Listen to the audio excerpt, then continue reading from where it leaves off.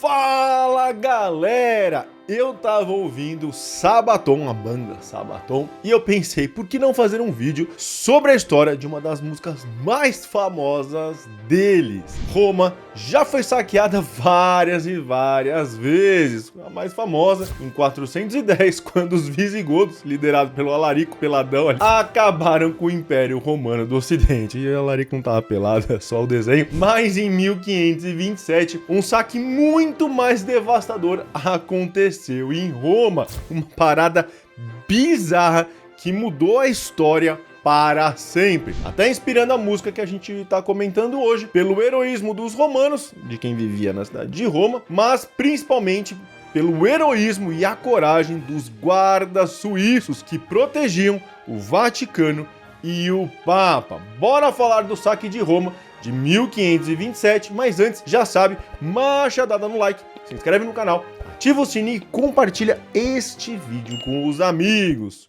Na Idade Média, a Itália, o Papa e o Vaticano eram muito importantes. A gente já falou muito disso aqui no canal, mas o Papa, o papado, era principalmente importante para os reis europeus. A treta entre o Papa e os reis tomou conta de toda a Idade Média. Foram vários os casos, principalmente contra os diversos imperadores do Sacro Império Romano Germânico. Isso porque, dentro da realidade da cristandade, que eu já falei muito aqui no canal, que era uma forma de aliança europeia medieval baseada no cristianismo, se você controlasse o Papa, o papado, a igreja, você controlava toda a Europa. E nessa, após o final da Idade Média, no século XVI, aconteceu uma grande treta entre o rei da França, o Francisco I, e o Sacro Imperador Romano, Carlos V. Não é dessa época que França e Sacro Império brigam. A coisa é bem antiga, mas o imperador se tornou o governante mais poderoso de toda a Europa, o Carlos V. Só para você ter noção, como o Carlos V era um imperador gigantesco, ele era o imperador não só do Sacro Império, que era um império bem vasto na época e já dominava vários reinos, inclusive os Países Baixos e até a Borgonha,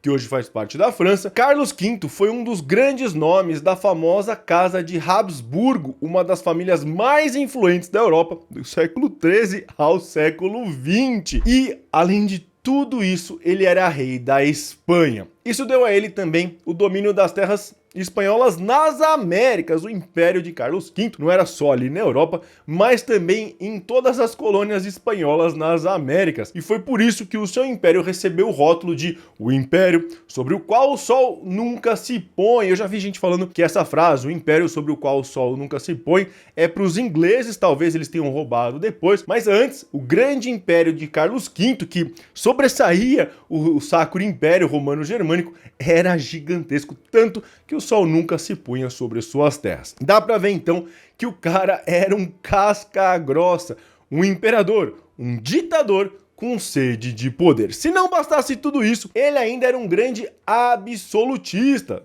parte dos reis absolutistas ali do começo da Idade Moderna, e ele se via como literalmente um imperador que foi enviado por Deus, e ele era, segundo os conceitos dele, o único governante verdadeiramente cristão da Europa, que devia conquistar a França, a Itália e todo mundo para poder unir de novo todos os cristãos sobre o seu grande império. Uma palavrinha do patrocinador. Já pensou em prestar concurso público? O Estratégia Concursos é o curso que mais aprova em concursos públicos no Brasil. Você encontra material de alta qualidade e aulas com professores especialistas, com larga experiência em provas de concursos. Simplesmente, os professores que mais aprovam. O material é completo e tem uma linguagem simples que permite qualquer um entender o conteúdo e acertar as questões das provas. Os concursos públicos oferecem salários iniciais maiores que das empresas comuns, estabilidade e segurança, porque você não é demitido, além de carreiras promissoras. Existem muitas vagas públicas em aberto agora.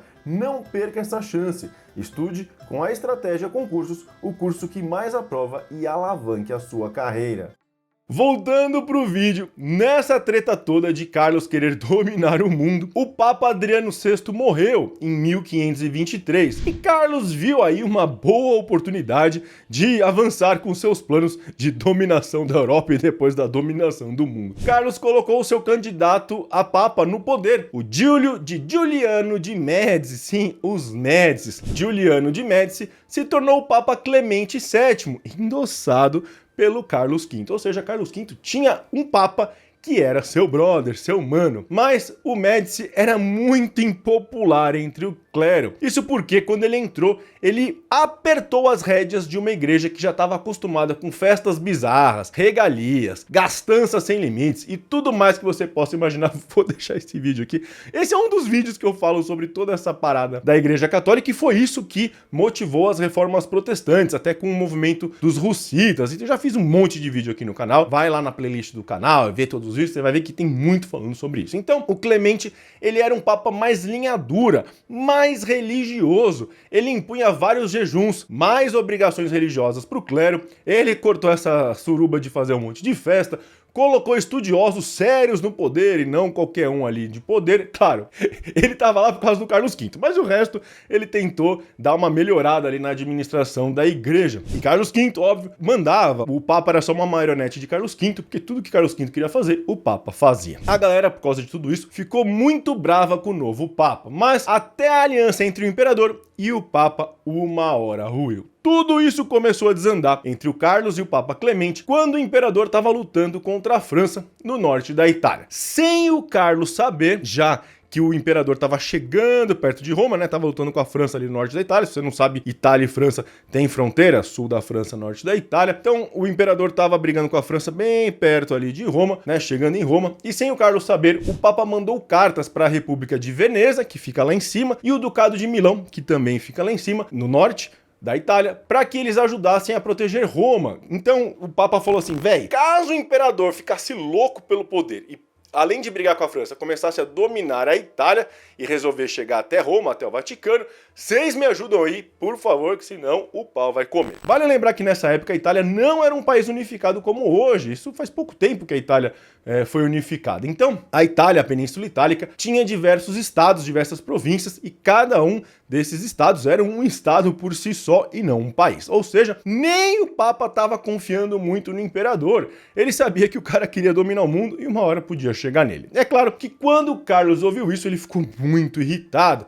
Mas ele falou assim, puta, acho que o Papa só tá ali tentando se defender, ele tá falando só com os outros estados italianos ali, tá de boa, acho que ele tá sendo só precavido, não vou fazer nada, beleza, fica quieto aí, vou bater nos franceses que eu ganho mais. Só que o copo transbordou quando o Carlos ficou sabendo depois que o Papa Clemente, além de procurar os estados italianos, ele também procurou a França e mandou cartas para a França, meio que numa conversa de se aliar para caso o imperador Carlos quisesse dominar Roma, França ajudasse a não cair o papado. E cara, França era o pior inimigo de Carlos V. Aí a coisa virou. O imperador ficou tão putaço da vida, tão bravo, que ele ignorou sua luta contra os protestantes e disse que Martinho Lutero estava certo em odiar os papas, porque os papas eram todos traidores, vis, a pior espécie do mundo. Com todo esse amor no ar, começou o que conhecemos hoje como a Guerra da Liga de Cognac, que foi de 1526 a 1530, onde de um lado estava Carlos V com o seu Sacro Império e o Reino da Espanha, e do outro lado a Rapa, o Reino Francês, os estados pontifícios do Papa, e os aliados do Estado Pontifício, que o Clemente tinha chamado a República de Veneza, a República de Florença e o Ducado de Milão, todos no norte da Itália. Então, eles são estados tampões, né? Veneza, Florença e Milão eram estados tampões entre Carlos V e Roma. Para tentar convencer o Papa a se render, Carlos mandou seu comandante que já estava na Itália, o condestável Francisco de Bourbon, para que ele tivesse uma conversinha um pouco mais dura com o Papa. E nessa conversinha um pouco mais dura, junto com ele foram 5.000 tropas espanholas. E as tropas estavam ali só para aumentar o poder de convencimento.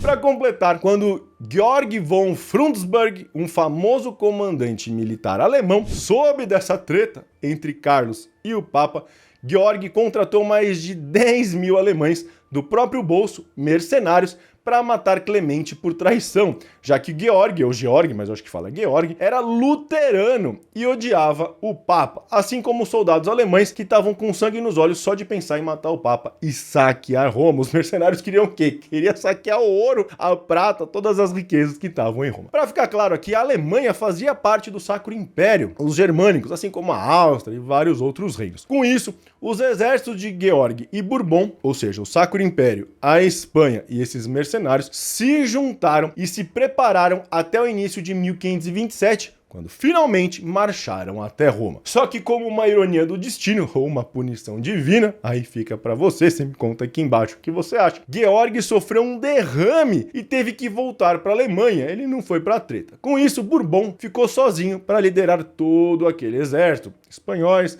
Sacro Império e os mercenários. Ficando apenas uma opção pra ele. Cara, ele tava ali com todo aquele exército, os mercenários já estavam pagos, já tava tudo armado. O que ele tinha que fazer? Ele tinha que ir até Roma. Só que ele tinha que ir o mais rápido possível pra ter uma vitória rápida, uma vitória surpresa, um ataque surpresa pra ter uma vitória. Era ganhar ou perder, tudo ou nada. Em 5 de maio de 1527, os mais de 20 mil soldados de Bourbon chegam a Roma e começam a construir escadas para poder escalar as muralhas da cidade e atravessar e entrar em Roma. Só que esse cerco não foi nada fácil. Os atacantes, logo que chegaram, foram recebidas pelas tropas romanas. As tropas romanas são as tropas da cidade de Roma, que desceram o chumbo neles com os seus arcabuzes e os seus canhões. Bourbon perdeu muitos soldados nesse primeiro ataque. Ele não conseguiu passar pelos muros, era quase impossível escalar o muro sem tomar uma bala na cabeça. Então, no dia 5, ele ficou parado sem poder se mexer. Além dos romanos que estavam defendendo a cidade, o Papa também contava com soldados pessoais. Existem soldados que até hoje, guardas que até hoje, protegem o Vaticano. O Vaticano é um estado, a gente não tá falando que os estados pontifícios, até hoje o Vaticano é um estado separado da Itália.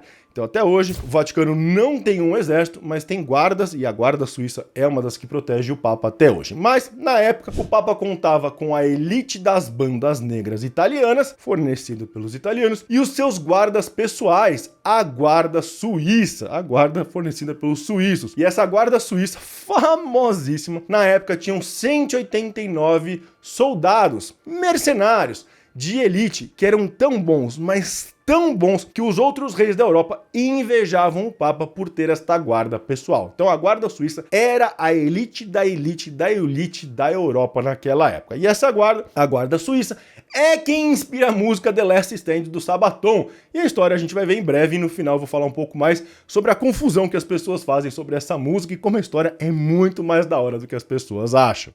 Tava tudo tranquilo para os romanos, estavam metendo chumbo ali no Sacro Império, nos espanhóis, na galera. A defesa parecia ter sido bem sucedida, expulsamos os atacantes, tchau pra vocês. Mas do nada, na manhãzinha do dia seguinte, do dia 6, uma neblina apareceu. E ela se tornou tão espessa, mas tão espessa, que os homens mal podiam ver uns aos outros. Você não conseguia ver além do seu braço esticado. Você esticava o braço assim, você não conseguia ver mais. Cara, você não conseguia ver nada. Como que do alto do muro você ia ver a galera atacando? Quase impossível. Parecia até coisa de filme. Quando tudo tava dando certo, veio uma neblina e acaba com a defesa, com a alegria dos romanos. Nisso, o Bourbon, óbvio, percebeu a oportunidade perfeita e partiu pro ataque. Ele mesmo catou uma escada, daquelas escadas, botou no ombro e saiu correndo pra muralha pra subir. Pô, tá uma neblina, ninguém vai me ver, vou subir a muralha e os caras só vão me ver quando já tiver com a faca na cabeça deles. E nisso que ele foi correndo, ele começou a gritar e mandou que suas tropas fizessem o mesmo, pegassem as escadas, fossem para as muralhas a avançar. Só que nesse movimento, o Bourbon, enquanto tava subindo ali, foi acertado por algumas flechas e morreu no meio da confusão. Quando os soldados de Bourbon souberam disso, óbvio, tava mó caos ali, ninguém tava vendo direito, quando os soldados perceberam que o Bourbon foi morto, eles ficaram putos, muito putos, mais motivados ainda, e prometeram vingança pela morte do seu líder. Agora, as tropas de Carlos V avançavam com sangue nos olhos, subindo os muros, atacando os muros por cima e finalmente conseguindo abrir o portão, acabando com os romanos, mas é claro, mirando no Papa e em toda a riqueza do Vaticano. Nessa invasão, eles matavam todo mundo que passava pela frente nas ruas. Tava uma neblina aterrorizante, lembra? Eles não conseguiam saber quem era quem. A hora que via já passava espada e acabou. Ninguém se salvava. Militar, civil, ninguém. Os caras viam alguém na rua, algum civil romano ali, tchau, até conseguir chegar no Vaticano. Eles invadiram Roma no dia 6 de maio e deram início ao grande saque de Roma de 1527. Como o Bourbon já tinha ido dessa para melhor, cara, não tinha ninguém para mandar os soldados, para comandar os soldados. 20 mil soldados com sangue nos olhos, fúria, metade deles, lembram? Eram mercenários, os caras só queriam lucrar e, sei lá, passar a espada em todo mundo. Não tinha ninguém para comandar eles, ninguém. Era 20 mil homens ali atacando do jeito que quisesse. Cara, isso não era mais uma batalha. O saque de Roma não foi uma batalha, foi uma carnificina, um massacre, um caos. As tropas iriam matar e roubar tudo o que pudessem. E o Papa tava lascado, não tinha ninguém ali para proteger o Papa, a não ser as suas guardas pessoais. Sabendo disso, os guardas do Papa começaram a lutar bravamente, impedindo que as tropas inimigas chegassem ao Vaticano. Cara, era uma, sei lá, 200, 300 tropas contra 20 mil malucos. Os bandas negras foram derrotados logo no começo da invasão pelos soldados de Bourbon. Já a guarda suíça conseguiu se reunir no obelisco em frente à Basílica de São Pedro e se preparando para lutar até a morte. Eles eram a última defesa, a última linha, the last stand, entre os soldados malucos e o Papa. A guarda suíça estava armada com alabardas e espadas, além da fé que tinha nos seus corações, esperando, naquela neblina surreal, pela última batalha das suas vidas, nos degraus da Basílica de São Pedro. Cara, eu já fui até o Vaticano, já tive a oportunidade de ir até o Vaticano, eu sei como é ali. Cara, o Vaticano é aquela praça que te abraça, assim. Imagina que você tá num monte de casinha, uma cidade medieval, cheia de casinha, de construção, uma grudada na outra, de repente você vai por uma praça gigantesca e todos aqueles monumentos, aquelas estátuas que te abraçam. Ali tem uma fonte no meio e ali no fundo você vê a Basílica que tem os degraus, sei lá, até a Basílica. Cara, eu só imagino a cena, uma neblina, tudo em silêncio, o som da batalha ao longe e 189 soldados da guarda suíça com aquelas roupas extravagantes, porque eles têm umas roupas bem extravagantes, com as alabardas na mão, formando uma linha nas escadas, sem ver nada. Eles não estão vendo nada, eles só estão ouvindo. E cada vez mais eles ouvindo as tropas chegando, cada vez mais eles ouvindo as tropas chegando, e na escada, com as alabardas na mão, só esperando, com toda a coragem, o cu na mão também, mas com coragem, cara. Surreal. Essa batalha ficou para a história, mas infelizmente a gente sabe muito pouco sobre ela. A gente só sabe que os guardas suíços tinham menos homens, muito menos, 189 contra 20 mil. Mas mesmo assim, eles permaneceram fiéis aos seus votos de proteger o Papa até o final, corajosos até o fim. E eles formaram uma parede defensiva de alabardas em frente à Basílica de São Pedro, nas escadarias, para que os caras não conseguissem entrar em uma luta heróica que não tinham como vencer, era impossível vencer.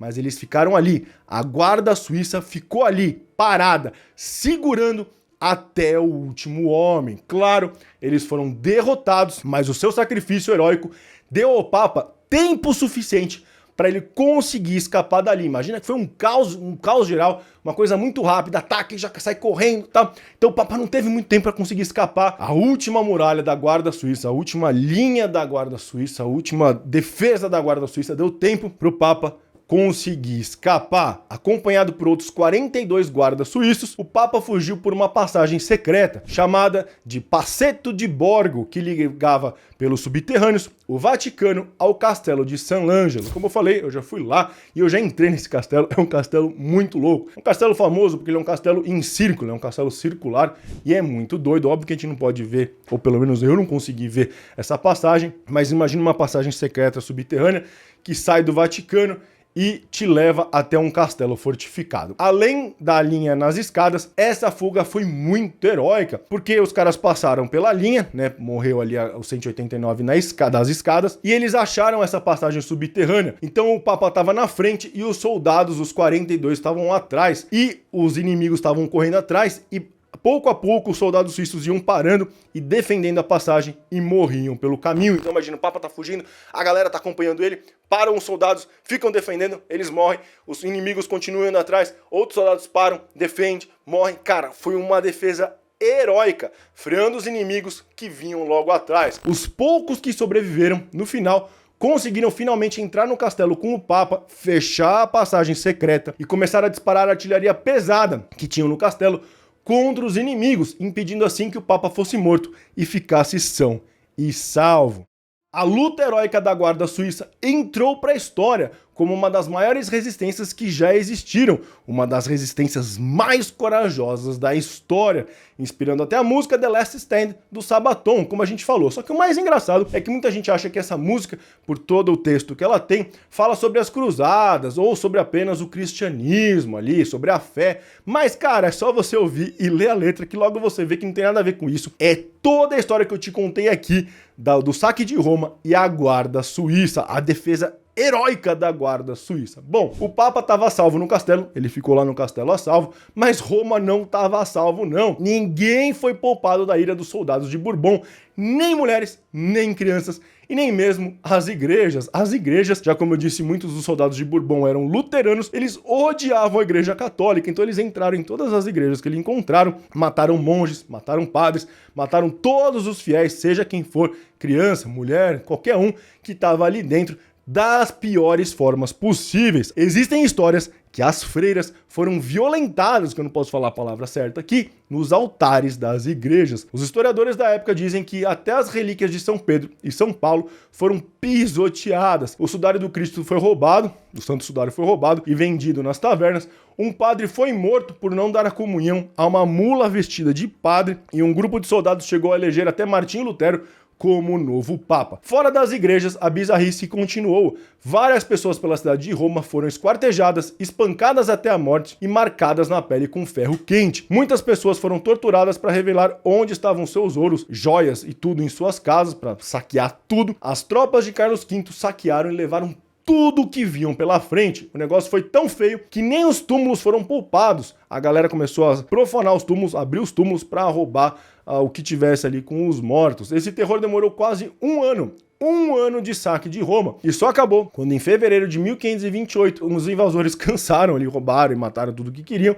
finalmente deixaram Roma, e Roma precisou de décadas para conseguir se reconstruir. No final, 80% da cidade foi destruída e milhares de mortos foram deixados flutuando no rio Tibre. O saque de Roma afetou muito mais do que apenas Roma, afetou a política e a religião da Europa. O Papa e o Imperador nunca mais conseguiram conversar, o poder do papado foi enfraquecido e isso levou as reformas protestantes ganharem força e prosperarem por toda a Europa. Além disso, esse evento, o saque de Roma, foi o estopim para que no próximo século acontecesse a Grande Guerra, a guerra mais sangrenta de toda a Europa, antes das guerras mundiais. A Guerra dos 30 Anos, um conflito gigantesco entre os católicos e os protestantes, que eu falo nesse meu vídeo aqui, sobre as batalhas mais sangrentas. Qual o próximo vídeo você quer ver aqui no canal? Me conta nos comentários e falou!